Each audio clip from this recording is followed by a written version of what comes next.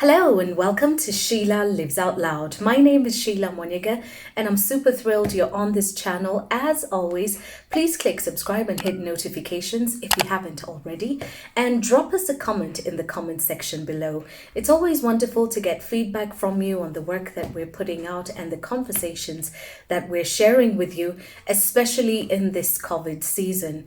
Now, in today's episode, I'd like us to take a step back. Sometimes crazy things are going to happen in this life, and I don't know how else to describe this COVID pandemic and the ways in which it's hit all of us. In one way or the other, we're all grappling with the effects of it. Some have been directly affected, many are ill. In Kenya now, we're beginning to see more numbers from the testing that's being conducted. Indeed, we're testing a lot more people now, and so we're finding even more positive cases. And now more than ever, we must be vigilant as a nation, as a people, because the effects of COVID are finally home. And I don't believe any one of us saw it coming this way. I don't think anybody expected it to look the way it does. And I don't want to be a messenger of doom and gloom in this video. I just want to be honest and say it for what it is. Maybe we laughed too much, maybe we joked too much, maybe we didn't have enough information, but we all tried to do our very best in many circumstances. I know people who went over and above and beyond what they could do to help their fellow brothers and sisters. I know of landlords who told their tenants, you don't have to pay rent. And there are many people who have just done such amazing work, quietly, loudly. Either way, the people who have really put themselves out there to try and make life a lot better for so many. But in the same breath, life is still unfolding the way it's going to unfold, and there's some things that we all can't control. The effects of COVID, many are dealing with lost loved ones. For the longest time I've heard people talk about hii COVID tumefungiwa tu nyumbani, we unajua mtu amefariki, we unajua mtu ako na COVID. And in most cases, the answers for all of us was, I don't know anybody who's got COVID. Sijakutana na mtu, I'm not heard, I don't know. But last week, it definitely hit home for me because I got to find out about a person that I know and I worked with last year. A very young man with a very young family, and he's passed on because of COVID. And to hear anybody now say, we unajua mtu yote ako na COVID, it feels like such a hollow threat, such a useless and cruel threat. You don't need to know someone who's got a certain disease to believe that it exists. And in this waiting for the proof of things, maybe we've become careless. Maybe we've exposed ourselves and our loved ones. And maybe now is the time to really, really begin to pay attention to all the information that we've been given. It's time to just be serious about our lives because we're halfway into 2020. Na sasa ile saying ya kuwaka, I can't begin to think of anything more appropriate than that. And whether the cessation of movement is done away with, whether it continues, all I know is people have lost loved ones. People are grieving. And in this season, the grieving process is shortened because burials, you can't have very many people there, and the burials have to happen almost instantly or immediately. And so the time to say goodbye is very short. And then there's the effects of the job losses. I know a media group last week let a lot of people go, and then over the weekend there was the letter from the national airline company that said it's going to let a lot of other employees go. And it doesn't end with them. It's across the board. People are losing jobs. People have woken up today and they didn't need the clock to wake up. They woke up on time and were ready to go to work, but there's no work to go to. And that has been the situation for so many others right from March, right from when the disruption began, right from when we either began to console ourselves and not take it too seriously, or from when some people began to prepare for this kind of eventuality. Every week, companies have been letting people go.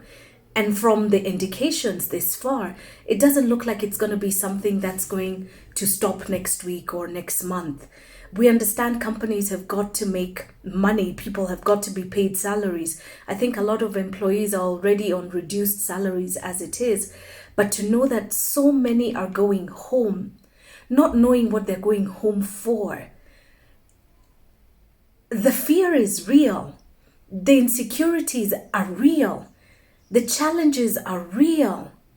The people with children at home and you're wondering how you're going to put food on the table. You're down to your savings. Maybe this is your last month of savings and you don't know. You have absolutely no idea what you're going to do from here. I know this past weekend there was an honest sharing by a young man that I know. I met him while hosting Tusker Project Fame. I think it must have been season 2 or something like that. Very gifted singer who has built an incredible following with his little comedy skits on TikTok, which he also shares on Facebook. And it was a shock. It was a jolt to the system to wake up in the morning and to see his latest video where he says, you know what, I'm going to tell you the truth about my life and the fact that last night I have slept in a guard's cubicle because I had nowhere else to go. My landlord has closed the doors and said I need to go because of unpaid rent for several months. And that is the case for so many Kenyans. Some that you look at online and you think they couldn't be going through any problems, and others where you're the neighbor and you obviously know there is a problem. It is a tough time for all of us. And we're wondering, where is hope? Where is God? When can we get our lives back? What happens next? It's not easy to lose a job. I've been in that situation before. In fact, it's happened to me twice. I remember the first time was in the year 2004 when I left KISS, and it wasn't very easy for me because just weeks before I was laid off, my father died. And so when you find yourself without work and then without your father and you're grieving and you wonder, what do you grieve for first? And I was lucky at the time that I got a job at what was then Nation FM about 5 days after the KISS job disappeared and I was let go. And I was able to build a new career and forge forward in different fields that I had never even thought about doing, growing from just being a radio presenter to a television presenter and working on one of East Africa's biggest shows, is Tusker Project Fame, which is where I met Alvin. And then after several years, the job came to an end. And you've done your best. You've worked hard. You've been at the top of your game. You research. You come to work early. You go that extra mile. You look for clients. You put yourself out there. You challenge yourself to grow. You pick up as many new skills as possible. And then one day your job is gone. It hurts. It's difficult, guys. Let nobody tell you otherwise. And you have every right in this season, if you have lost your job, to feel upset, to feel hurt, to feel like something has died, because in essence, something has gone, something has died. But that something is not you. It's not your skill. It's not your talent. It's just that phase of your life.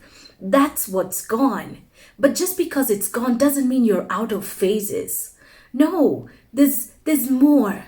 And God's still there. And there's still opportunity. And there's still a space and a place for you.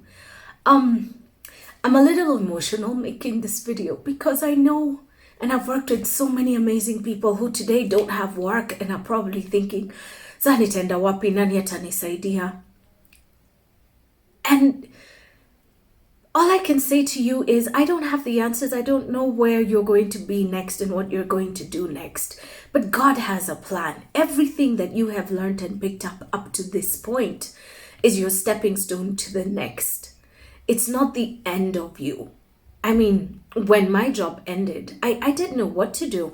And about 6 months after my job ended, I got really bad back problems. They'd always been there as a result of an accident I'd had several years ago, but they just intensified and I even had to have back surgery. And sometimes you're going to be down to everything you've relied on being taken away from you, everything you've had comfort and taken comfort from. Sometimes God just works in very interesting and different ways where everything you've relied on for support, for comfort, for stability is taken. And when that happens, it's not because you're a bad person or you didn't do well enough. It's just simply the phase is gone, and God needs you to understand that everything comes from Him and everything is of Him and for Him. And you cannot be discouraged and dismayed because of one phase ending. One phase ending means another phase is going to begin. You've got to have faith. And in this time, if you've lost your job, you've lost a loved one, grieve. Don't let anybody tell you how to grieve. Don't let anybody tell you not to cry, it's going to be okay. We don't know it's going to be okay. None of us knows we're going to be okay tomorrow. But all I know is you get through today. All you focus on right now is today. With everything that you have, with everything that's in your hands, get through today.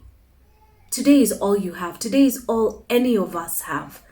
And for those who don't have a place to stay, I can't help but think about Alvin and his honest cry for help. And he used the means that he has, social media, to reach and affect so many of us who have read and who have seen and who are now asking, what can we all do together?